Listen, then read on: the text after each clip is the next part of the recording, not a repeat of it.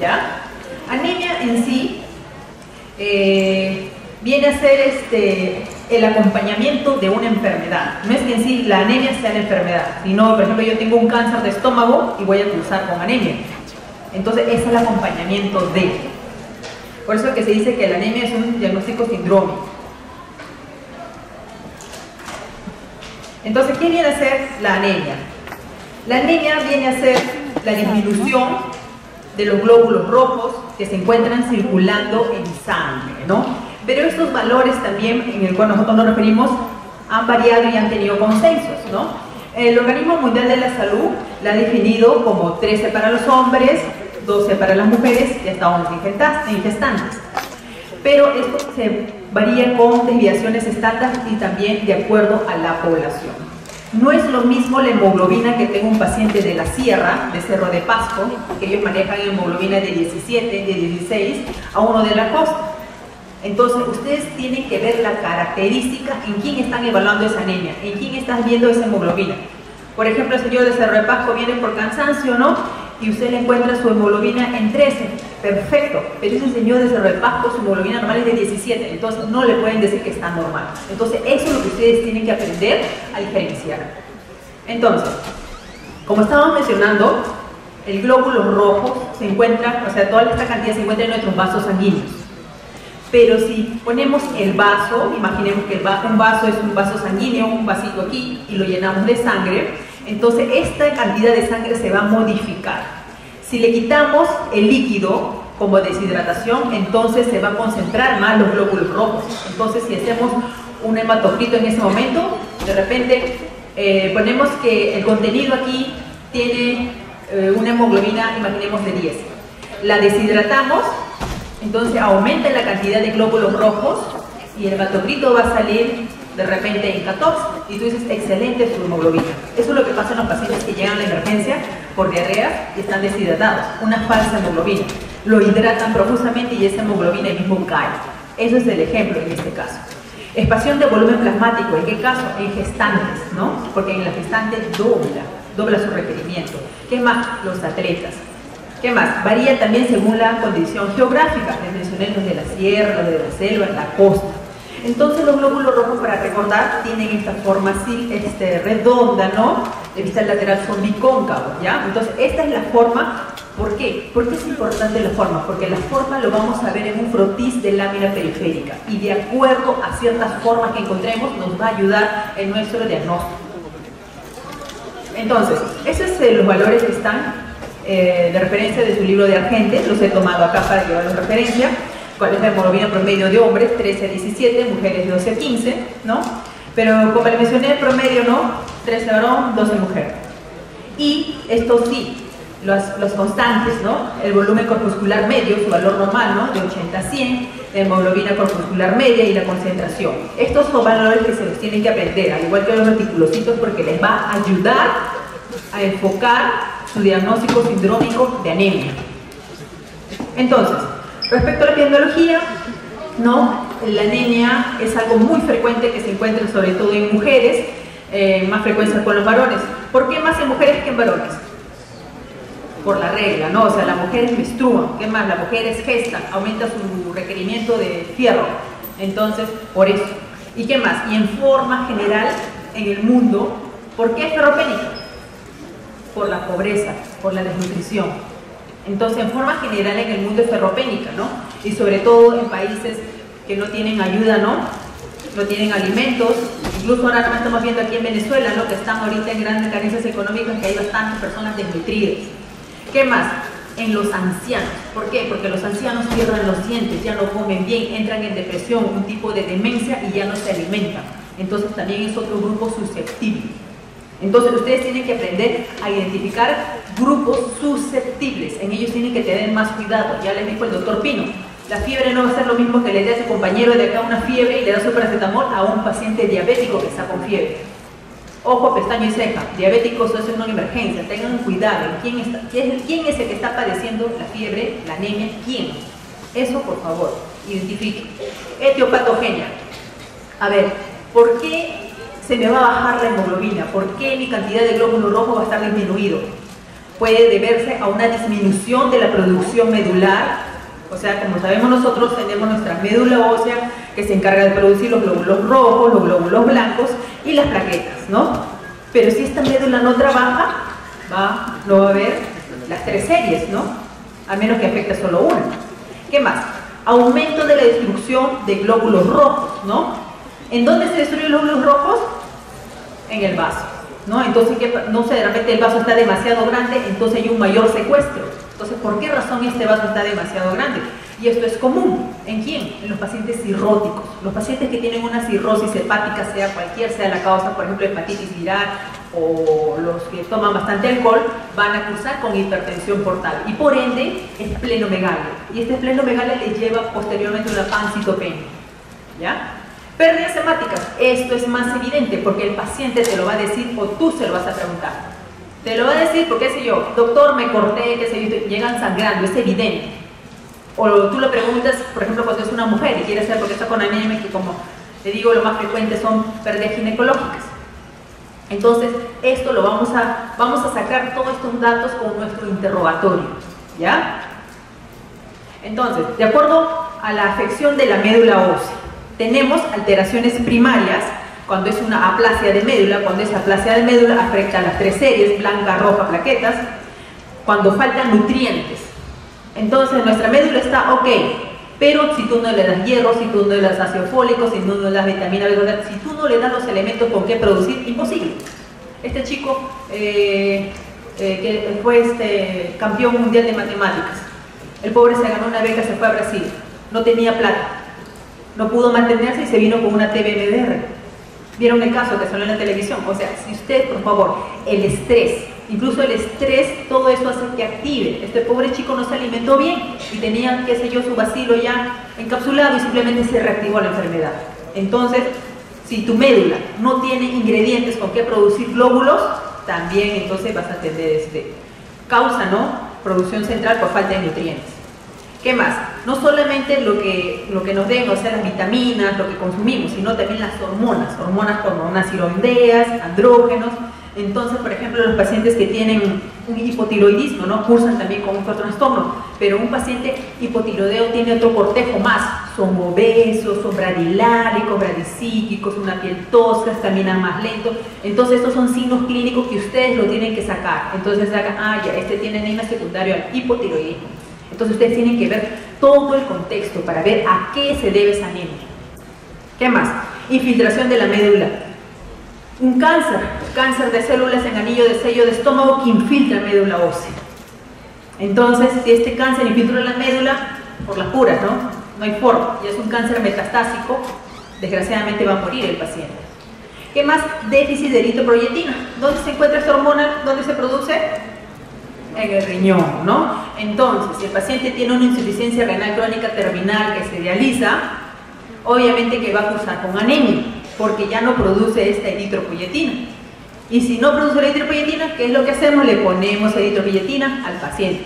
Es una forma exógena de ayudarlo para poder producir glóbulos rojos.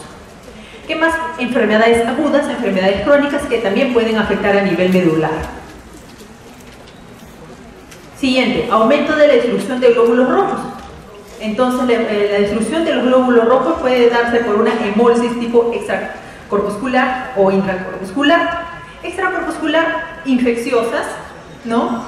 Anticuerpos, destrucciones mecánicas, también por fármacos, agentes físicos, químicos que se pueden dar, ¿no? Por ejemplo, infecciosas, a veces hay gérmenes, parásitos protozoarios que se adhieren al glóbulo rojo, entonces es un glóbulo rojo anormal y nuestro cuerpo lo detecta. Y obviamente al momento de detectarlo, lo destruye, entonces hay una hemólisis. Hemólisis intracorpuscular, estas ya son más congénitas, hereditarias, ¿no? Por déficit enzimático, hemoglobinopatía, la C, la S, anomalías de membrana del glóbulo rojo o adquiridas, como una hemoglobinuria paroxística nocturna, intoxicación por plomo. La intoxicación por plomo es muy frecuente en nuestro medio, sobre todo en la gente de la sierra que trabajan, los mineros, los niños que están al costado del relave de hierro, del plomo. Entonces esto es frecuente, así que también me lo aprenden, intoxicación por plomo. ¿Qué más? Pérdidas hemáticas. Entonces, pérdidas hemáticas tenemos las agudas y las crónicas. Las agudas es más fácil que lo veamos porque lo vas a ver en el momento que el paciente se está desangrando. Vas a ver, está vomitando sangre o se cortó la pierna, le han disparado ya. Eso es agudo. De que te llevan ahí mismo a una hipovolemia. Las crónicas ya es algo más que el paciente poco a poco va cayendo su hemoglobina 13, 12, 11, 10, ¿no? Entonces su organismo, acuérdense, se acostumbra, trata de tolerar, crea mecanismos de compensación. Entonces, imaginemos que es una mujer que tiene mioma uterino, ¿no? Y va a sangrar profusamente, entonces poco a poco va cayendo su hemoglobina, pero su cuerpo compensa y está tranquila, trabajando, haciendo sus cosas, hasta que de un momento esa hemoglobina ya está en 6 y es imposible que ese cuerpo tolere. Entonces se desmaya o le ponen a hacer, qué sé yo, que suba al segundo piso, tercero y se cae. Entonces, en ese momento es que presenten las manifestaciones, porque es una anemia ya de meses. Entonces tenemos pérdidas agudas, crónicas.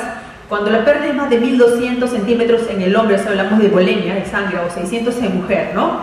¿Qué más? El lugar frecuente es tubo digestivo, hemorragia digestiva, sea por cáncer gástrico, enfermedad duodenal o úlceras, o cáncer de colon, ¿no? Trato genital mujer por los miomas que tengan a veces, o un sangrado profuso por trastornos hormonales. Entonces puede ser microscópica o macroscópica. Macroscópica nosotros lo vamos a ver de esa forma, o también esto de acá. Esto es la sangre cuando está ya digerida por los ácidos gástricos, es de este color y tiene un olor característico. Entonces ustedes van a ver que el paciente va a vomitar de este color. Y la microscópica, antes se pedía el TB non en heces. No le digo que hemos avanzado bastante en todo lo que es ayuda diagnóstica. Antes no se tenía acceso o era muy caro una colonoscopía. Entonces, ¿qué se le decía al pobre paciente? Se le hacía una dieta especial de 3 días de una dietita blanda, sin hierro, sin carnes, para que hacerle un examen de heces directo y se buscaba glóbulos rojos. Entonces se ponía ahí TB no positivo o negativo porque era microscópicamente la búsqueda de glóbulos rojos. ¿Qué más? Entonces en la etiopatogenia de la anemia tenemos que por disminución a nivel de médula, el listado de aquí, aplasia, infiltración, déficit de nutrientes, aumento de la distribución, sea por hemólisis corpuscular, intracorpuscular o extra, y pérdidas hemáticas. Entonces, cuando nosotros hacemos nuestro estudio de anemia, vamos a pedir cosas básicas, ¿no? Nuestro hemograma completo. En el hemograma completo estamos viendo la hemoglobina con su hematocrito. ¿Cuánto es la relación de hemoglobina-hematocrito? 1 a 3, ¿no? ¿Se acuerdan la botella de 1 a 3? Entonces, indirectamente ustedes sacan, cuánto tiene de hemoglobina, cuánto tiene de hematocrito, si te dan. ¿Qué más me va a dar un hemograma completo? Me está dando los leucocitos, las plaquetas, el resto del conteo diferencial. Entonces, ustedes ven que si es una anemia solamente pura, o de repente tiene disminuidas las 2 series, anemia, leucopenia, o las 3 series, anemia, leucopenia, trombocitopenia. Si ven las 3 series disminuidas, entonces piensan, esto es médula. Esa es la forma que tienen que razonar cuando interpreten el hemograma. Entonces, el hemograma completo va a tener todo esto más las constantes corpusculares. ¿Qué son las constantes corpusculares? Las constantes corpusculares nos van a ayudar a definir, a encuadrar en qué tipo de anemia se encuentra mi paciente y de acuerdo a eso, qué posibilidades diagnósticas tengo. Entonces tenemos el primero, el volumen corpuscular medio. El volumen corpuscular medio, el promedio, el valor normal es de 80 a 90, más o menos 9 femtolitros, ¿ya? Entonces, factores que alteran este volumen corpuscular medio, las distorsiones de la forma de los glóbulos rojos, los niveles altos de leucocitos, un edema osmótico súbito. Entonces, cuando estamos hablando más de 99, se llama macrocitosis. Cuando está dentro de los rangos normales, normocitosis. Y si es menos de 80, estamos hablando de microcitosis. Aquí, si los que han leído el artículo que les enviaba el doctor, van a ver que ahí hay un pequeño error, ¿no? Pero estos son los valores, ¿ya? ¿Para qué me sirve esto? Porque si yo veo una anemia que es macrocítica, entonces ya pienso qué enfermedades están dentro de ese cuadro de macrocítica. El siguiente, hemoglobina corpuscular media. Esta hemoglobina se encuentra en cada eritrocito. ¿Cuál es el valor normal? Es de 32 picogramos, más o menos 2. Mayor de 32, hipocromía. Menor, hipocromía. Rangos normales, normocromía. Entonces, estamos hablando de una anemia normocítica, normocrómica. ¿En qué? En pacientes que tienen insuficiencia renal. Anemia microcítica, hipocrómica. ¿En quién? En los pacientes que tienen anemia por pérdida, o sea, ferropénica. ¿Qué más? La siguiente, la concentración de hemoglobina corpuscular media, valor normal de 33 más menos 3%, ¿no? En eso también tiene una principal ayuda, sobre todo en eferocitosis hereditaria, que lo vamos a encontrar mayor de 36%. Luego, la amplitud de la distribución eritrocitaria, el ADE, el cual el valor normal es de 20%, y se va a encontrar normal en talasemias y aumentado en anemia ferropénica y anemia megaloblástica. Otro que nos va a ayudar es los reticulocitos. Entonces vamos a pedir nuestro hemograma completo, reticulocitos, frotis de lámina periférica. Con esos tres vamos a encuadrar en cuál se encuentra el paciente. Los reticulocitos vienen a ser el precursor inmediato, ¿se acuerdan? Del eritrocito, ¿no? Es el que se encuentra en la médula ósea, ¿no? Y la cifra normal va de 1 a 2.5%, ¿ya? Pero este valor hay que corregirlo. Entonces, cuando ustedes tienen reticulocitos en sangre, los van a corregir con esta fórmula. Reticulocitos corregido es igual al porcentaje de reticulocitos por hematocrito del paciente sobre el hematocrito ideal por 45%. Entonces, si el paciente tiene una anemia crónica, entonces al momento de, o una anemia aguda, los reticulocitos, que son los elementos jóvenes que se encuentran en la médula, van a salir a sangre. Entonces, es una respuesta normal de la médula ósea. Cuando no vemos esto, significa que la médula está mal, no está produciendo. Esa es la interpretación. Entonces, ¿cómo vamos a evaluar la anemia? Vemos las características morfológicas del glóbulo rojo, que esto lo vemos en el frotis de lámina periférica, la cifra de reticulocitos. Si produce reticulocitos, ok, mi médula funciona. Luego hay que ver también cómo están las otras series, cómo están los leucos, cómo están las plaquetas. Con esto ya tenemos gran ayuda. El mielograma biopsia ya es cuando estamos hablando de falla de médula, ¿ya? Hasta estos tres llegamos en todos los pacientes. Mielograma, que es con biopsia, eso ya es en pacientes que tienen problema de médula, y eso es invasivo. Entonces, este es un frotis de lámina periférica, ya eso es para ver las formas. Entonces, si tenemos alteraciones en el tamaño, por ejemplo, si hay diferentes formas, se llama anisocitosis, y te lo va a describir ahí en la lámina. Frotis de lámina periférica, anisocitosis, te dice. Entonces ustedes saben que va a haber diferentes formas. Microcitosis, que esto lo vemos en déficit de hierro. Macrocitosis, déficit de ácido fólico B12. Megalocitosis, ¿no? ¿Qué más? Diferencias de la forma, coitilocitosis, diferentes formas. Ovalocitosis, eliptocitosis, esferocitosis, ¿no? Su propio nombre lo dice la forma. Y esquizocitosis son fragmentos, son glóbulos rojos rotos. ¿Qué más? De acuerdo a la coloración, hay hipocromía, hipercromía, y restos pigmentos nucleares, como los cuerpos de Howell-Foley, que aquí lo podemos ver. Este cuerpo de Howell-Foley clásicamente se ve en pacientes que han tenido esplenectomía. Por ejemplo, un paciente que tenía púrpura trombocitopénica, o sea, las plaquetas se le destruían, entonces a estos pacientes se les quita el vaso. Y al quitarle el vaso pueden hacer posteriormente cuerpo de Howell-Foley. ¿Qué más? Punteados basófilos, el que está aquí. Los punteados basófilos son bastante común también en pacientes que tienen intoxicación por plomo. Los niñitos que tienen intoxicación por plomo cursan con punteados basófilos en el eritrocito. Los anillos de Cabot, que aquí lo vemos, este anillo de acá, esto lo vemos en pacientes que tienen anemia perniciosa, déficit de vitamina B2, ¿ya? Un paciente, si está gastrectomizado, no va a tener factor intrínseco, entonces anemia va a cursar con esto. Entonces, aquí tenemos un punteado basófilo en un paciente que tiene intoxicación por plomo. En la intoxicación por plomo también es característico el ribete de Barton, que son estas puntuaciones negras a nivel de las encías. Entonces, es todo el contexto que ustedes tienen que evaluar para poder decir a qué se debe.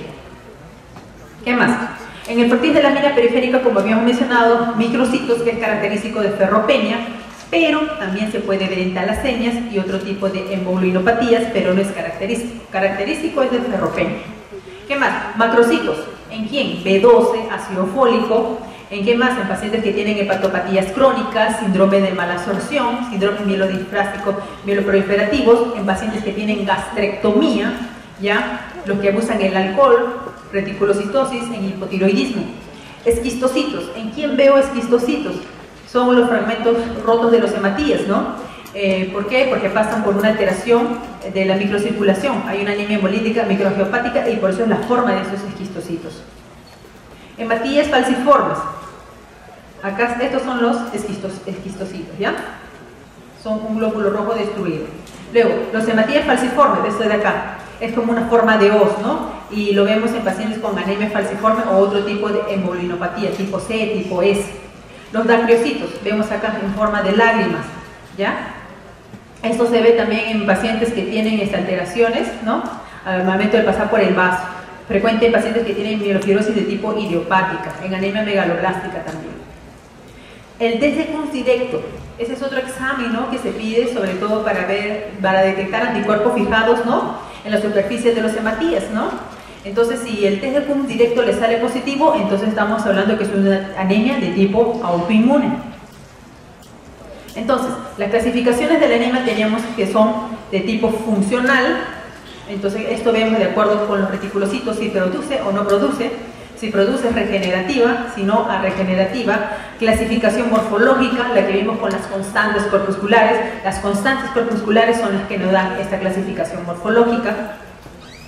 Entonces, dentro de las regenerativas tenemos la hemorragia aguda, las anemias hemolíticas, ¿no?, y las otras alteraciones tanto corpusculares y extracorpusculares. Entonces, en estas de acá vamos a ver, al momento de que nos entreguen el examen de laboratorio, va a decir reticulocitos 5%, ¿no? Y hacen el retix corregido, por favor. Entonces ven que esa médula responde. Y si vemos que los reticulocitos están por debajo del valor normal, entonces estamos viendo que es una afección medular. Puede tratarse de una aplasia, hipoplasia, un síndrome mielodisplásico o déficit de nutrientes. ¿Qué más? Entonces, de acuerdo a la clasificación morfológica, habíamos hablado de anemias microcíticas menor de 80, macrocíticas mayor de 100. Y las normas entre 80 y 100. Entonces, con hemograma completo, reticulocitos y fertilidad de lámina periférica, llego a esto. Imaginemos que mi paciente tiene un volumen corpuscular medio menos de 80 y una hemoglobina en 8. Dentro del cortejo D, puede ser una mujer con pérdidas ginecológicas, puede ser un paciente que tiene úlcera péptica. Entonces, ustedes tienen que ver todo eso. Entonces, ¿en quién se va a encontrar las anemias microcíticas? En pacientes que tienen déficit de hierro, que tengan talasemias, enfermedades crónicas también, o anemias sideroblásticas. Las normocíticas, normocrómicas, son típicas de enfermedades crónicas. Lo vemos acá también, que está descrita dentro de microcíticas crónicas, pero es típica de las normas, ¿ya? Entonces, por ejemplo, crónicas como insuficiencia renal, un hipotiroidismo en HIV. Por ejemplo, acá también vemos que la anemia por déficit de hierro la mencionan también dentro de las normocíticas, pero es típica de microcíticas, ¿ya? Anemias hemolíticas, también defectos a nivel de la médula. ¿Y en quién vamos a encontrar las macrocíticas? En los pacientes que tienen déficit de ácido fólico, B12, ya sea inducida por drogas, pacientes que tienen daño hepático, gastrectomizados, ¿ya? Entonces, todo eso tiene que ver ustedes dentro de la historia clínica, dentro de los datos que le van a sacar al paciente. Aquí tenemos otra clasificación. A ver, ¿dónde? A ver, espero que nos salga el audio. Aquí ya tenemos, está saliendo el audio. ¿Quién me ha ido aquí para cortarle el audio? Acá antes le daba el clic y cortaba, pero ahora ya no.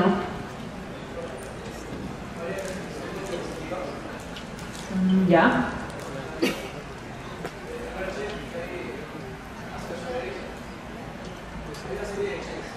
Ya. Ya, gracias. Ya, entonces nos quedamos en hemoglobinas. Entonces, ¿cuánto estamos hablando de una hemoglobina leve, anemia leve, moderada, severa, ¿no? Aquí tenemos los rangos. Cuando estamos hablando menor de 7 es una anemia severa, ¿ya? Depende si es aguda, crónica. Cuando es crónica lo va a tolerar mejor, pero cuando es aguda se te muere el paciente, ¿ya? Accidentes de tránsito, asaltos, en eso podemos ver. O un paciente que tiene cirrosis hepática, que tiene varices esofágicas, que es clásico, siempre llegan por su hemorragia digestiva, entonces ellos hacen una anemia aguda severa.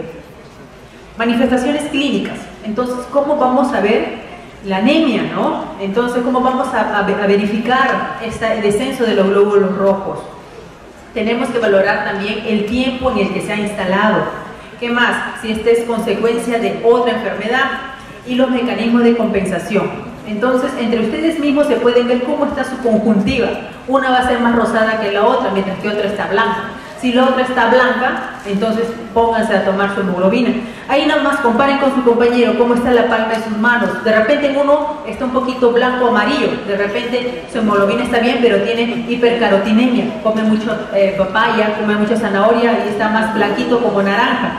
Entonces ustedes tienen que ver todo eso, compárense entre ustedes, cómo están sus conjuntivas, cómo está la palma de su mano, cómo está el llenado capilar. Eso van a ver en cada paciente, en su práctica. Fíjense cómo está, comparen con su palma de su mano. Se supone que ustedes están bien nutridos, se supone que ustedes deben estar rosaditos, ¿no?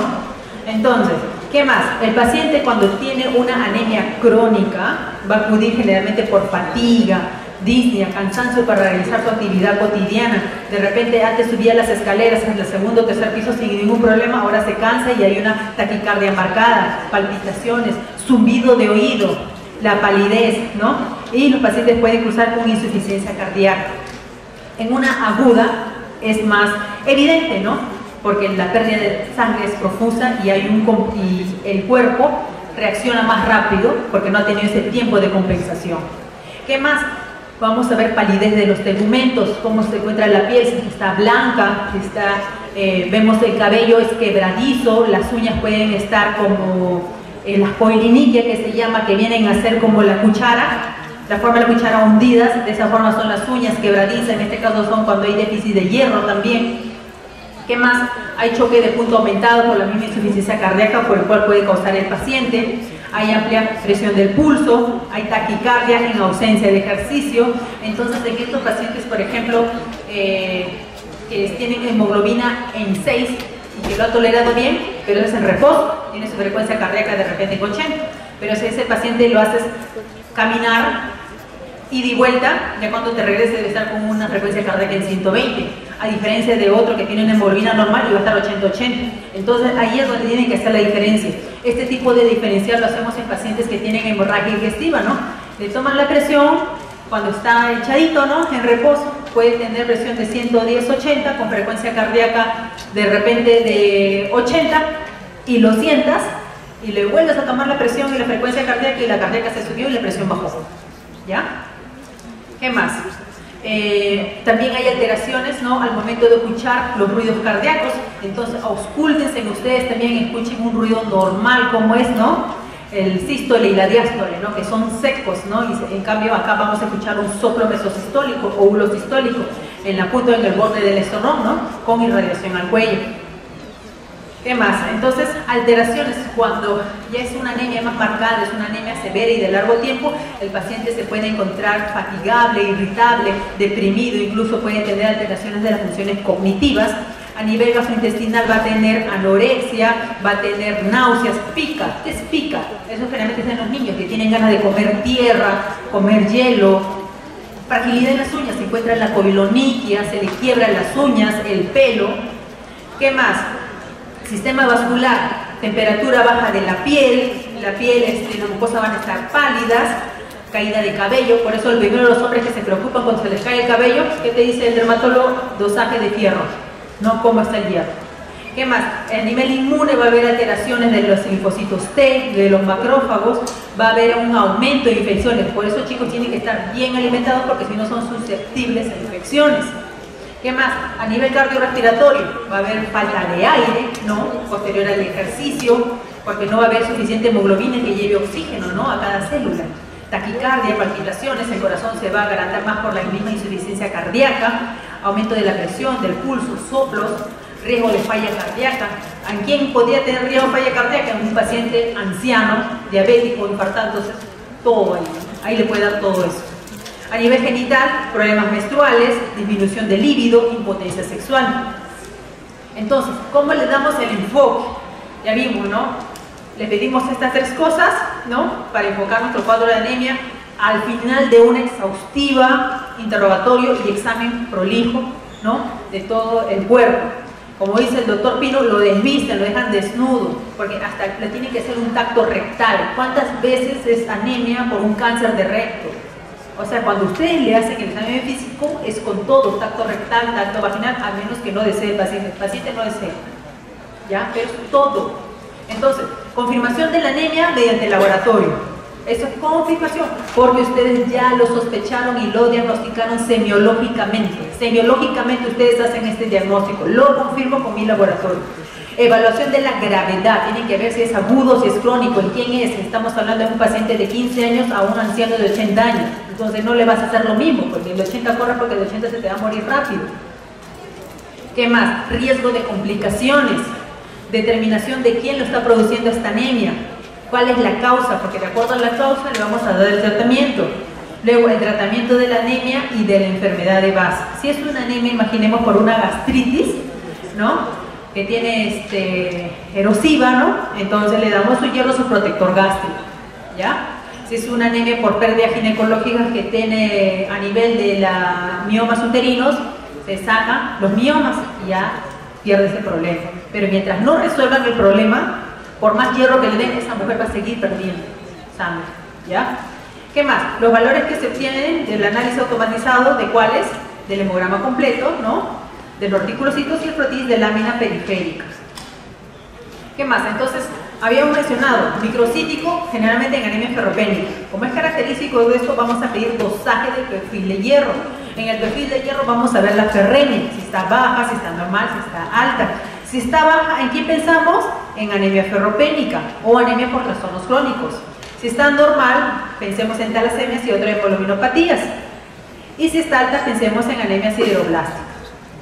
Las normocíticas normocrómicas habíamos hablado que es característico de enfermedades crónicas, pero hay que ver también cómo están los reticulocitos. Si los reticulocitos están elevados, o sea, mi médula está funcionando, puede verse una hemólisis o después posterior a una hemorragia. Pero si mis reticulocitos están normales o bajos, entonces puede tratarse de una enfermedad endocrina, hepática, renal, ¿no? Infecciosas, o también por trastornos crónicos. ¿Qué más? Desde que no hay una enfermedad subyacente, hay que hacer ya, aquí entramos, el aspirado de médula ósea. Hacemos el mielograma para ver qué está pasando en esta médula. Hacemos el aspirado de aquí, esternón o cresta ilíaca, ¿ya? Para ver si es que hay una aplasia, mielodiplasia o mieloptisis. Mieloptisis es infiltración, cáncer que entra a la médula, ¿ya? Entonces, si vemos la ferremia normal o alta, vamos por eso de acá. Ferremia baja, trastornos crónicos o ferropenia temprana. Entonces, ¿en qué casos vemos que tiene anemia ferropénica de tipo normocítica, normocrómica? Cuando está empezando, fase inicial. Pero ya cuando está avanzado, como le dije, lo típico, microcítica, hipocrómica. ¿Qué más? Anemia macrocítica. ¿En quién lo vemos? Entonces vamos a ver los megaloblastos que están en sangre y en médula, ¿no? Si se debe a una B12 disminuida, déficit de B12, anemia perniciosa, un paciente que ha sido gastrectomizado, o si tienen folatos disminuidos, déficit de folato, un síndrome de la malabsorción, o pacientes alcohólicos. Ahora, si no hay megaloblásticos en sangre o médula ósea, entonces hay que ver cómo están los reticulocitos. Si están aumentados, puede deberse por hemorragia o hemólisis.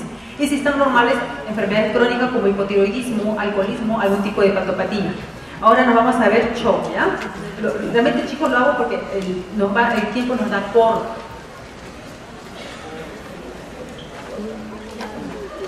Estamos cortos con el tiempo y son temas muy, muy importantes. Ya, shock. ¿Qué es el shock? ¿Ya? Que te digan que tu familiar tiene shock, te pones a llorar porque sabes que se va a morir. Eso es. Que alguien te dé diagnóstico de shock, sabe que tu familiar se está muriendo, que tu familiar está en una unidad de cuidados intensivos. Entonces, ¿cuál es la importancia de ustedes como internos? Ni bien lleguen al hospital, llegan a las 6 de la mañana y pasan la visita a todititos sus pacientes, le toman funciones vitales, presión arterial, frecuencia cardíaca. Siempre digo a mis internos, ni bien lleguen, función vital a todititos. ¿Quién respira, quién no respira? Reporte de enfermería, ¿cómo están? ¿Por qué? Porque la detección temprana del shock tiene mayor, digamos, esperanza de sobrevivir. A mayor tiempo, con hipotensión, con acidosis láctica, imposible. Entonces tenemos, está descrito incluso la hora de oro. Tú tienes una hora de oro cuando diagnosticas la hipotensión, la taquicardia. Pasa de eso, el pronóstico es pobre. Entonces, ¿qué viene a ser el shock? El shock viene a ser un estado de inestabilidad hemodinámica. O sea, es un estado en el cual yo no le encuentro la presión arterial. Ya saben tomar la presión arterial, ¿no? Es muy fácil tomar la presión arterial entre ustedes, pero quiero que le tomen ustedes la presión arterial a un paciente que está chocado, a un paciente que tiene una sepsis severa o que está con un shock hipovolémico. En esos pacientes no le van a auscultar, lo único que van a encontrar es una presión palpatoria. Le ponen y nada, no escuchan. Entonces, en ese tipo de pacientes, ahí es donde ustedes tienen que desarrollar su experiencia, la destreza de tomar la presión. En esos pacientes, no entre ustedes, sino en eso. ¿Por qué? Porque si en ese le detectas la presión, vas a detectar en todititos. Entonces, en un paciente chocado, toman y vas a sentir solamente palpatorio. Entonces, ahí es un estado de inestabilidad hemodinámica que te conduce a una hipoperfusión tisular. O sea, no hay una buena presión, por lo tanto, no hay energía a las células, llevando a una inadecuada satisfacción de las necesidades metabólicas del organismo. Entonces, el diagnóstico de shock es clínico, o sea, ustedes de acá con esta clase tienen las armas para diagnosticar shock. No me necesitan exámenes auxiliares, ya diagnostica, ese paciente está chocado, directo a trauma shock. Están ustedes en la emergencia y ven que un paciente te llega y uno que ya está literalmente para la otra, no vas a decir que espere su cola de 5 pacientes más que están ahí. Ahí ustedes tienen que tener criterio clínico, le atiendo primero, esto me le lleva a trauma shock, porque se me va a morir. Entonces ese es el criterio que ustedes tienen que desarrollar cuando vean al paciente en la cola en la emergencia, a quién van a atender primero. ¿Qué más? Etiología. Cualquier proceso que afecte al sistema, al órgano y sustancias que intervienen en la perfusión. Entonces, como ya no va a haber una buena presión, entonces, por ejemplo, en los niñitos, ¿no? ¿Qué va a hacer? Como el organismo trata de compensar esta pérdida de sangre o pérdida de la presión, hace ya vasoconstricción. Entonces hace una vasoconstricción periférica, trata de retener agua para aumentar la presión. Entonces va a encontrar a alguien deshidratado, si es que es por un shock hipovolémico, sea por náuseas, vómitos, lo podemos encontrar. Lo encontramos con la boca seca. En los niños el signo del pliegue está tan seco que ustedes hacen así, estiran la piel, retorna normal, pero en ellos no retorna, se queda el pliegue, por eso se llama signo del pliegue. ¿Ya? Esto vemos en el niño, y postración, ya cuando tiene afectación del sistema nervioso central. La fisiopatología viene a ser una alteración en cualquiera de los componentes en mantener una adecuada perfusión que puede llevar al shock. ¿Quiénes son estos componentes? El continente, el contenido y la bomba. La bomba, el corazón. El contenido, la sangre. Y el continente, los vasos sanguíneos. Si hay una alteración de vasos sanguíneos, es un shock por dilatación. Si es una alteración en el contenido, o sea que perdí sangre, o de repente náuseas, vómitos incoercibles, ya sea por deshidratación o por hemorragia, o si por OB mi corazón se infartó, entonces es un shock cardiogénico. Entonces, en base a estos tres, yo tengo que determinar a qué se debe el shock. Entonces, el shock tenemos varios tipos: shock hipovolémico, obstructivo, cardiogénico, distributivo. Hipovolémico, ¿qué sería? ¿Continente, contenido o bomba? Contenido. Obstructivo. Obstructivo. Este es bomba. ¿Ya? Cardiogénico, bomba. Distributivo. Ahí es el continente. ¿Ya? Porque son los vasos sanguíneos que se dilatan. ¿Ya? Entonces, hipovolémico, estamos hablando de contenido, la sangre, ¿no? Pérdida de líquido, sea por hemorragias, de repente náuseas, vómitos, diarreas en el cólera en ese entonces. ¿Qué más? Un secuestro, un tercer espacio, en grandes quemados. ¿Qué más? Obstructivo. ¿Por qué les dije bomba? Taponamiento pericárdico. ¿Ya? Es cuestión de bomba. ¿Qué más? Disminución en ¿qué más? El cardiogénico, infarto cardíaco, ya directamente en eso. Y distributivo ya es continente, o sea, vasos sanguíneos, ya sea entonces vasos sanguíneos con difusión miocárdica o disminución de la resistencia vascular sistémica debido a ¿qué? A una mala distribución de flujo sanguíneo con alteración de la microcirculación. En el distributivo tenemos al shock séptico, neurogénico, anafiláctico, tenemos más adelante lo vamos a ver, pero seguimos. Entonces, estos tres tienen en común que se va a llegar a un bajo gasto cardíaco. Nos van a llevar a un descenso de la presión arterial media, por consiguiente a shock. El shock lleva a un fracaso multiorgánico y la muerte. Cuando hay un descenso de la presión arterial media, ¿se acuerdan la fórmula de la presión arterial media? ¿Se acuerdan? De memoria, por favor. ¿Ya? Hipoxia tisular, ¿no? Que me va a disminuir la filtración renal y aumento de los desechos tóxicos. Entonces, acá tenemos causas de shock, que pueden ser infecciones, traumas, inflamaciones. Acá estamos, luego, aquí en este shock cardiogénico, ¿no? Cuando es falla de bomba, eso nos van a llevar a ambos a una respuesta inflamatoria, ¿no? Con producción de macrófagos, monocitos, células endoteliales que van a llevar a la liberación de mediadores endógenos con citoquinas, ¿no? Bradikininas, endorfinas, y esto va a llevar al final toda esta cascada de inflamación a una disfunción de células, en el cual va a haber una necrosis, va a haber apoptosis. ¿Y cuál va a ser ese efecto de esta necrosis, de esta apoptosis? A nivel de los vasos sanguíneos, vasodilatación. Luego, vasoconstricción, disfunción endotelial, agregación de leucocitos. A nivel del miocardio, que va a haber depresión del miocardio, luego dilatación. Y a nivel de los órganos, tipo pulmón, riñón, hígado, cerebro, disfunción. Todo esto me va a llevar a un shock, falla multiorgánica y muerte. Entonces, etapas de shock. ¿Ya? Por eso les digo, es muy importante en qué momento se está diagnosticando el momento que tiene baja presión el paciente. Porque si estoy viendo que tiene baja presión, a nivel en ese tiempo, que está compensado, o sea, yo ataco ahí, trato en ese momento, sobrevivencia es buena. Pero si ya está irreversible, ya fuera. Entonces, shock compensado. Entonces, el paciente presenta, qué sé yo, una infección, es un paciente diabético, anciano, que ni te va a decir que tiene fiebre, ni que le duele, y está ahí que por dentro está ahí la infección pudriendo. Ya, una infección urinaria, sepsis por infección urinaria. Entonces, se le va a bajar la presión, va a estar con fiebre, leucocitosis. Entonces, pero su organismo, ¿cómo va a responder a esta baja de presión? Va a activar el sistema simpático para hacer vasoconstricción periférica. ¿Para qué hace vasoconstricción periférica? Para ahorrar esa sangre que está afuera y llevarla a los órganos vitales cerebro, corazón. Entonces, ¿a quién le quitamos? A los órganos menos importantes, tipo piel, vaso y intestino. Entonces, ahí hacen vasoconstricción periférica. ¿Qué más? Activación del sistema renina-angiotensina-aldosterona, ¿no?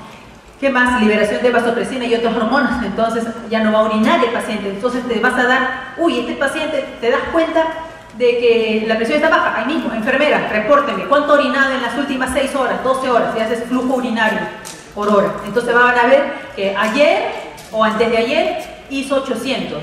Ayer hizo 400. Hoy día, 0. ¿A quién colgamos? ¿Quién ha sido responsable del paciente por no darse cuenta que ya no estaba en oliguria? Ahora en anuria? Entonces, tiene que fijarse cuánto está haciendo de orina el paciente. Clínicamente, vamos a encontrar que está frío, pálido. ¿Por qué? Por esta vasoconstricción como respuesta inicial. ¿Qué más? Va a haber también vasoconstricción a nivel muscular, entonces el paciente va a estar débil, no se va a poder ni parar. Va a haber oliguria, disminución del flujo urinario. Y obviamente, como les dije, va a ser vasoconstricción a nivel de intestino, entonces va a haber una disfunción gastrointestinal. Luego, te olvidaste, llegaste tarde y no le pasaste visita a las funciones vitales de los pacientes, llegas directo a pasar la visita, y ya cuando estamos en el paciente número 10, vemos que ya es una presión de 70, o ya, póngale 50 palpatoria. Entonces ya estamos en un shock progresivo, en este caso la disminución del flujo de sangre a los órganos vitales, ¿no? Y hay una hipotensión, hay deterioro del estado neurológico, el paciente ya está en otra, o sea, ya inclusive ya no puede responder al llamado. Los pulsos periféricos prácticamente son ausentes.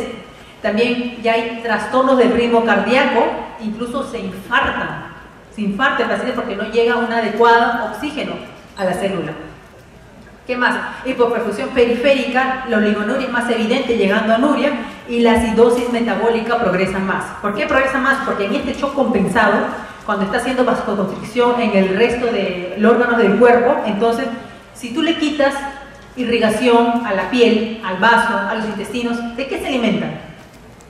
Nosotros sabemos que es un metabolismo aeróbico, ¿no? Entonces ellos van a empezar a hacer un metabolismo anaeróbico, y entonces ese ácido láctico que producen va a aumentar progresivamente y es tóxico, ¿ya? Entonces es otro marcador, acidosis láctica, muy importante que tienen que saber ustedes. Shock irreversible, desgraciadamente acá el paciente se muere, por más medidas invasivas que hagan, ya está muerto el paciente. Difícil resucitación, aunque inicialmente se consiga, de repente le pone bastantes drogas para que mantenga presión, pero al final va a fallecer el paciente porque está de más. Ya hizo falla multiorgánica. Entonces tenemos, como le mencioné, la hora de oro, ¿no? Se refiere hasta la hora, pero idealmente los 30 minutos. Actúas rápido. ¿Qué está pasando? Antibióticos, o está en hemorragia, le pasa sangre, no sé, pero tiene que encontrar el diagnóstico. ¿A qué se debe para tratarlo? Entonces, fisiopatología del shock hipovolémico. Habíamos visto hipovolémico, más fácil, el paciente te va a llegar sangrando, va a ser más evidente la pérdida de sangre, un accidente de tránsito, grandes quemaduras, ¿no? Entonces, el mecanismo compensatorio, ahí mismo, el corazón va a aumentar la frecuencia cardíaca, ¿no? Actividad cronotrópica positiva, otros mecanismos para mantener el volumen sanguíneo, ¿no? Va a haber vasoconstricción, como habíamos mencionado, a nivel intestinal, también en el hígado, se va a activar el sistema renina-angiotensina, aldosterona. ¿Qué más? A nivel del hipotálamo, la estimulación de la sed, va a tener más agua, ¿no? Para poder compensar la pérdida de agua. A nivel renal, ¿no? En la retención de agua y sodio para continuar más líquido. Clasificaciones del shock, habíamos visto en el otro cuadrito, ¿se acuerdan? Hipovolémico, obstructivo, distributivo y cardiogénico, ¿no? Acá está la definición a qué se debe cada uno. Entonces, la fisiopatología, en la anterior también la habíamos visto. Tipo de shock hipovolémico puede ser por hemorragia, traumas, cirugías, quemaduras, diarreas, vómitos. El distributivo, ¿se acuerdan? Ese por el continente, o sea, los vasos sanguíneos están dilatados. ¿A qué se debe esta dilatación de los vasos sanguíneos? Ya sea por un shock neurogénico, anafilaxias, por shock séptico. Luego, el shock cardiogénico, falla de bomba, infarto agudo de miocardio, falla cardíaca congestiva, arritmias. El shock obstructivo, en este caso neumotoras, tromboembolismo pulmonar, tumores cardíacos, taponamiento cardíaco. Entonces, aquí tenemos shock cardiogénico, hipovolémico, obstructivo y distributivo. Cardiogénico, la falla es la bomba, ¿no? Hipovolémico, vemos que es el contenido, ¿ya? O sea, se está saliendo de por acá la sangre.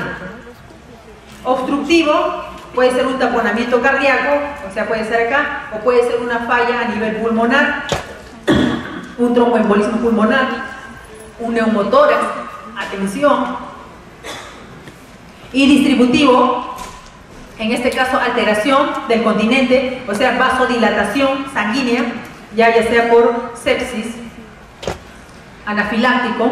Aquí en esta otra gráfica para mencionarles, ¿no?, las alteraciones que vamos a tener en un paciente con shock a nivel cerebral, alteración del estado mental, de la piel, la palidez, la frialdad, el entumecimiento, la tembladera también que va a tener el paciente en un inicio a nivel renal, oliguria, anuria, va a haber taquicardia, el lactato elevado. Entonces, en todo eso nos va a llevar un shock circulatorio, ¿no? Y esto de acá, entonces hay que estimar, acá mencionan cómo está el gasto cardíaco y la saturación venosa central. Entonces, ¿para qué necesito saber cómo está el gasto cardíaco y la saturación venosa central? Porque si está normal o si está alta, en este caso, gasto cardíaco, entonces podemos hablar de un shock de tipo distributivo. Ahora, si la presión venosa central está baja, entonces esto lo vamos a ver mediante ecocardiograma y también mediante cateterismo. Esto ya lo vemos ya cuando el paciente está en la UCI porque tiene catéter venoso central y podemos medir patrones hemodinámicos. Y se le hace una ecocardiografía, un shock hipovolémico, vas a encontrar, ¿no?, un corazón que está funcionando bien, pero con alta contractibilidad, mientras que en el cardiogénico ahí vemos que no funciona bien, qué sé yo, si el ventrículo izquierdo se infartó, ves que solamente se mueve el ventrículo derecho y los aurículas. Entonces eso es por mediante la ecocardiograma. ¿Qué más? En este cuadro podemos ver que el 62% de shock viene a ser distributivo y sobre todo séptico. ¿Qué más? El 4% viene a ser no séptico, de repente acá está el anafiláctico, podemos ponerle el neurogénico. El 16% es cardiogénico, también se da al igual con hipovolémico. Y un 2% más, en pequeña cantidad, uno de tipo obstructivo. Acá vamos a las 7, ¿no, chicos? ¿No? 7, ¿no? Ya. Entonces, causas del shock hipovolémico, habíamos visto por hemorrágico, traumas, pérdidas gastrointestinales, diarreas, náuseas, vómitos incoercibles, pérdidas retroperitoneales. Por ejemplo, pacientes que hacen pancreatitis aguda severa, hacen un secuestro en tercer espacio y también lo vas a encontrar en ese tipo. Entonces el shock hipovolémico incluso se describía, ¿no? Clase 1, clase 2, clase 3, clase 4, de acuerdo a la cantidad de sangre que había perdido, ¿no? Y también la frecuencia cardíaca. Eso es antes de cómo se veía semiológicamente. Las manifestaciones clínicas, entonces, tenemos que ver qué tipo de shock es. No te llega a la emergencia un paciente sudoroso, diaforético, cianótico, con falta de aire, con gran opresión, que dice me duele el pecho y se cae. No vas a estar pensando, no sé, ay, un shock hipovolémico, se ha acordado por ahí. Tienes que pensar en un shock cardiogénico. Entonces es de acuerdo a los datos que te dé el paciente, la familia, qué datos más encuentras en la historia clínica, o de repente lo ves que está llegando bañado en sangre, obviamente. ¿De qué color es el caballo blanco de San Martín? Algo así, ¿no? Están sangrando, obviamente que es un shock hipovolémico, ¿no? Entonces, de acuerdo a qué tipo de shock, tienen que reconocerlo, cómo llega la emergencia, la edad. No es lo mismo un paciente que esté en shock, que tenga 20 años, a un anciano de 70. El de 70 se te va a morir rápido. ¿Qué más? Las enfermedades preexistentes. Enfermedades, si tiene diabetes, si tiene de repente es una enfermedad ya, un paciente fumador con enfermedad coronaria, es peor el pronóstico. ¿Qué más? La velocidad de presentación. ¿Qué más? Efectos farmacológicos, hay drogas también que te llevan a shock. ¿Qué más? Manifestaciones clínicas, entonces generalmente estos pacientes, como va a haber hipotensión, van a estar pálidos, diaforéticos, hay que ver, hay que desnudarlos completamente para ver si es que hay algún tipo de heridas, contusiones, ¿no? De repente hay fracturas óseas. ¿Qué más? A ver, accidente de tránsito, se cayó el bus, rescataron a 20 personas, una de ellas, una niña, una señorita de 20 años, aparentemente intacta. No hay nada aparentemente, pero le encuentran hipotensa, paciente que, pero ¿de dónde está hipotensa? Entonces piensas trauma de órgano cerrado. Le haces su ecografía, hígado, vaso normal. ¿Dónde está? Una placa, cadera rota. La cadera es la que sangra bastante y te puede llevar a un shock hipovolémico. Entonces, eso tiene que pensar entonces. ¿Qué más? El estado mental. Cuando ya está avanzado el tiempo de shock, ya el paciente no responde, ¿ya? ¿Qué más? O puede estar de repente agitado, letárgico, ¿no? Los signos vitales, la presión arterial sistólica menor de 100, taquicardia, taquimia. ¿Qué más? Los pulsos pueden estar disminuidos o ausentes por el llenado capilar, a nivel renal o oligoanuria.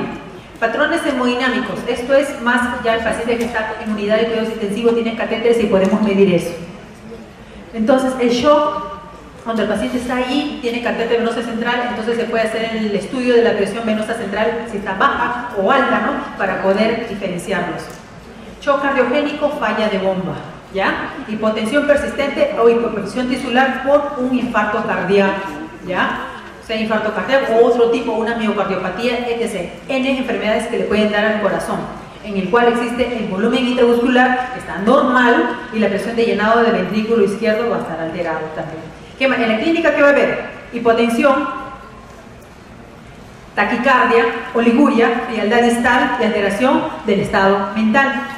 Entonces, para determinar este shock cardiogénico está descrito como la presión menor de 80 a 90, ¿no? O una presión arterial media menor de 30. Esa es la definición de shock cardiogénico.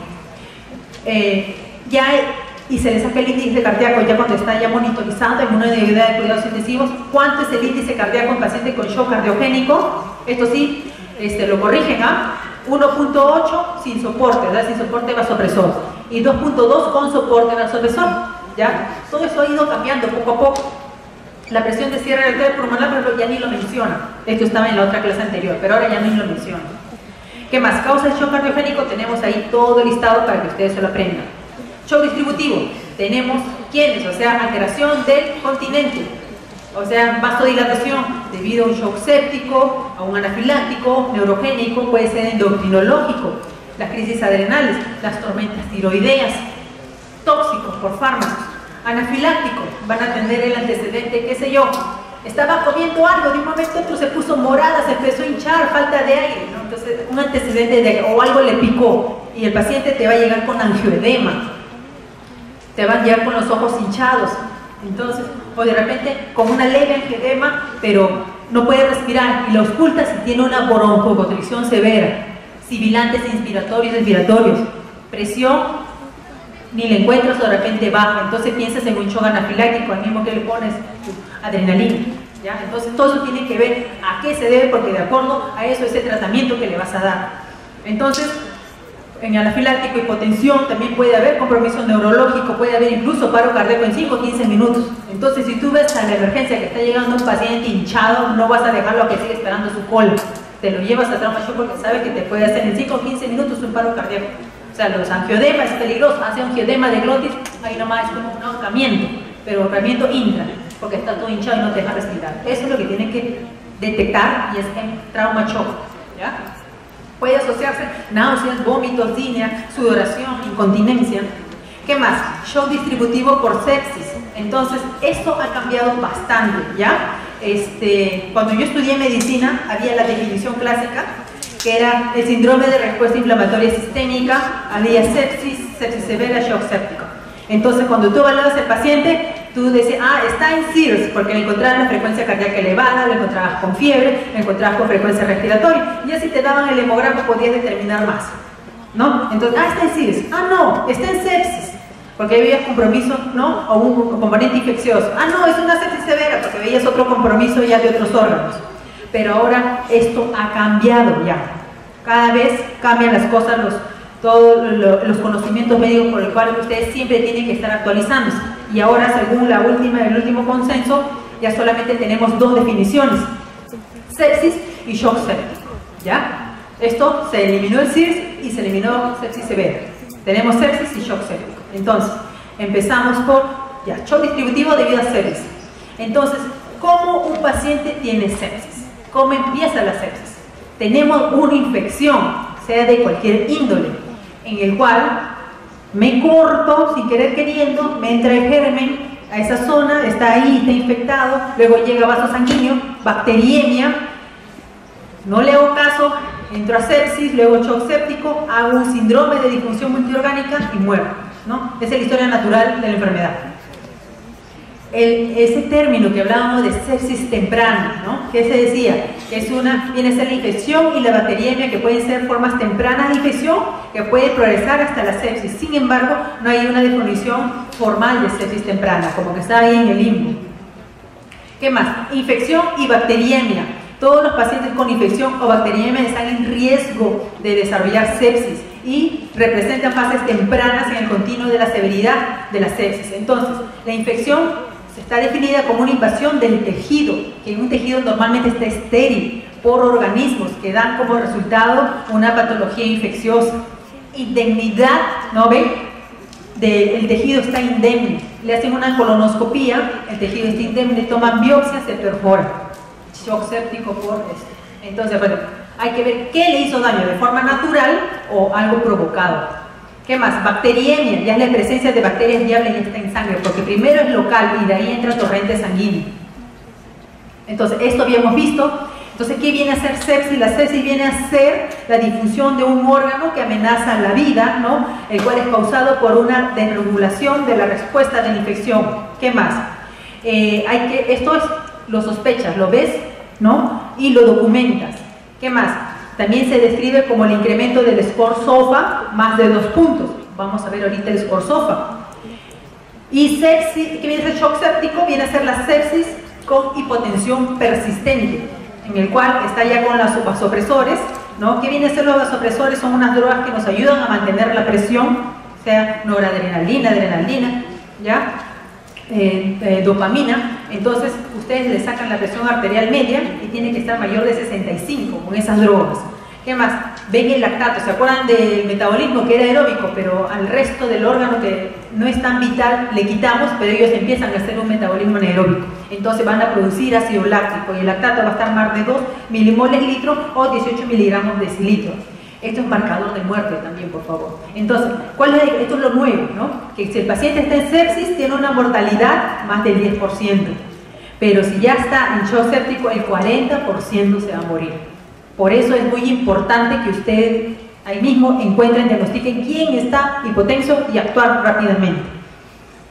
¿Qué más? Este es el score de SOFA que estábamos viendo. El SOFA que te dice un incremento más de 2 o igual del SOFA, que viene a ser el score de evaluación de falla de órgano en forma secuencial. Te evalúa la respiración, las plaquetas, el hígado mediante las bilirrubinas, la presión arterial media, el sistema nervioso central con la escala de Glasgow.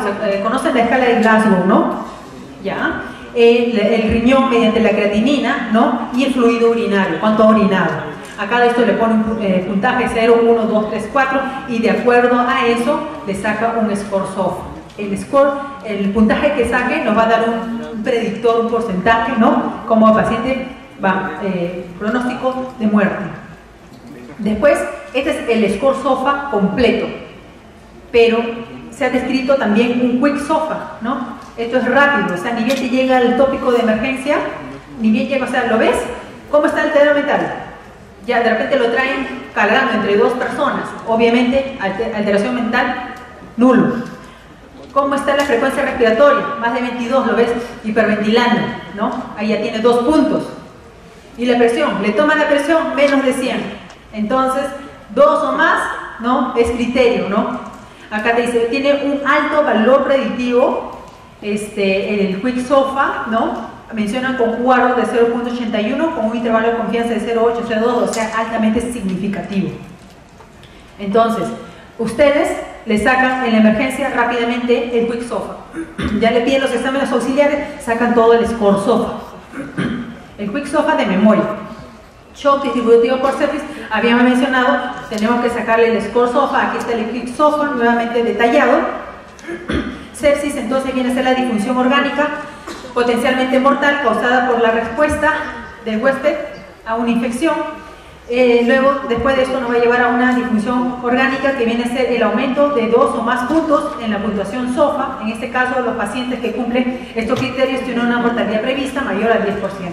Hay calculadoras que te sacan ya el score SOFA, ¿ya? Entonces, por ejemplo, si un paciente tiene un score SOFA, imaginemos, a ver, te saca los 12 puntos, la mortalidad es del 100%, ¿ya? Entonces, ¿qué más? Continuamos. Entonces, la infección, no hay pautas claras para ayudar al clínico a identificar la presencia de infección o para vincularlo, ¿no? Causalmente a un organismo identificado por sepsis. Entonces, en este caso, menciona que el clínico debe acá depender bastante de su experiencia clínica, ¿no? Con todos los signos y los síntomas que encontremos en el paciente, ¿no? Los datos radiológicos, microbiológicos y la respuesta a la terapia. Entonces, cuando este paciente te llega, empezamos un tratamiento antibiótico empírico. Por ejemplo, si es un paciente borracho, probablemente está aspirado, entonces vamos a dar aparte cobertura para gérmenes comunes, vamos a dar para anaerobios. Entonces, tienes que ver todos los datos que te pueda dar, porque de acuerdo a eso vamos a poner antibióticos, ¿ya? Y otras cosas más. Entonces, el shock séptico es un tipo de shock vasodilatador o distributivo que se define como sepsis que tiene anomalías circulatorias, celulares, metabólicas, que están asociadas con un mayor riesgo de mortalidad que la sepsis sola. Clínicamente, esto incluye pacientes que cumplen con criterios de sepsis, ¿ya? Y que a pesar de la resucitación adecuada con líquidos requieren vasopresores para tener la presión arterial media mayor de 65. En ellos también vamos a encontrar el marcador de lactato, habíamos visto, mayor de 2 milimoles o 18 miligramos. Entonces, signos y síntomas de sepsis que vamos a encontrar, ¿no? Acá tenemos detallado. Fiebre, taquimia, taquicardia, alteración del estado mental, alteración a nivel del gastrointestinal, ilio, ¿no? ¿Qué más? Hallazgos en el laboratorio, podemos encontrar leucocitosis, leucopenia, aumento de los abastonados, más del 10%, podemos encontrar también alteraciones de la glucosa, pueden estar con hiperglicemia sin necesidad de ser diabéticos, aumento de los reactantes de fase aguda, como la PCR, la procalcitonina, que es otro marcador, va a haber hipoxemia, ¿no? Arterial, oliguria o anuria, incremento de la creatinina, anormalidades de la coagulación, va a haber trombocitopenia por consumo, va a haber falla hepática, entonces se va a ver traducida como una hiperbilirubinemia, la hiperlactacidemia por el circuito anaeróbico de Cori e insuficiencia adrenal. Ahora vemos obstructivo, ¿no? ¿Qué más? Hay un menor llenado diastólico, una precarga baja, debido, qué sé yo, a una obstrucción venosa directa de la vena cava, de repente por un tumor a nivel intratorácico, puede ser haber un incremento de la presión intratorácica debido a neumotoras a tensión, de repente salen de acá, Dios no quiera, lo acuchillan, hace una neumotoras a tensión. ¿Qué más? Ventilación mecánica, el paciente está en ventilación mecánica y esta máquina tú le puedes aumentar la presión, no se dio cuenta, le puso demasiada presión, le reventó el pulmón, hace neumotoras. ¿Qué más? En asma también. ¿Qué más? Con una compliance cardíaca disminuida. ¿En qué caso? Pericarditis constrictiva, entaponamiento cardíaco, pacientes que tienen tuberculosis sistémica, hacen pericarditis tuberculosa, se llena de líquido y lo tapona. ¿Qué más? Cuando hay menor contracción sistólica, en caso de ventrículo derecho, por un tromboembolia pulmonar o una hipertensión pulmonar aguda, y ventrículo izquierdo, disección de aorta. Entonces, es un ejemplo de taponamiento cardíaco en el cual va a haber acumulación de sangre en pericardio, ¿no? O líquido de repente, va a llevar una disminución del volumen latido, obviamente porque no va a tener espacio el corazón para seguir latiendo. Esto va a elevar en forma compensatoria la presión a nivel de la aurícula derecha, va a haber un aumento de llenado diastólico en el ventrículo derecho, desplazamiento del septum a la izquierda, acá podemos ver el septum se va yendo para la izquierda, va a haber una disminución del ventrículo izquierdo y finalmente esto lleva a un gasto cardíaco disminuido, hipotensión, isquemia, acidosis metabólica y es un círculo vicioso. Entonces, en el taponamiento cardíaco hay una tríada clásica: presión baja, elevación de la presión venosa central, vamos a encontrar la circunstancia yugular, ¿no? Las yugulares bien gorditas, y ruidos cardíacos apagados, porque no lo ocultas, como hay líquido o hay algo que contiene, no escuchas bien. O si le toman un electrocardiograma, los complejos son de este tamaño, tienen una medida, pero ahí encuentra casi una línea porque no se puede percibir bien. El tromboembolismo pulmonar, que nos puede causar otro tipo también de shock, ¿no? Entonces, ¿saben lo que es el tromboembolismo pulmonar, no? Es el infarto pulmonar, ¿no? Debido a un trombo, un coágulo que se encuentra de repente en la pierna, ¿no? Que se desprende y va a causar este infarto. Entonces, eso va a causar una sobrecarga aguda de la presión, va a llevar a una disfunción ventricular derecha, ¿no? A una distensibilidad del ventrículo izquierdo, va a haber una disminución de la precarga a nivel del ventrículo izquierdo, por lo tanto disminución del gasto cardíaco, hipotensión, ¿no? Y disminución de la perfusión coronaria, por lo tanto una isquemia. ¿Qué más? Para el tromboembolismo pulmonar tenemos scores, hay varios scores, aquí lo están detallando. Neumotórax, aquí está el neumotórax, atención, ¿no? Pueden ver ustedes, está negrito, porque es aire puro, no hay parénquima pulmonar, ¿no? Entonces empuja de esta forma. Entonces, en el examen clínico hay que ver muy bien, evaluar el sistema cardiovascular, el sistema respiratorio, el abdomen, el sistema nervioso central y también otras cosas. ¿Alguna pregunta, chicos? Lo he hecho lo más rápido, el doctor ya está afuera esperando. ¿Preguntas, dudas? Nos queda todavía 7 minutos.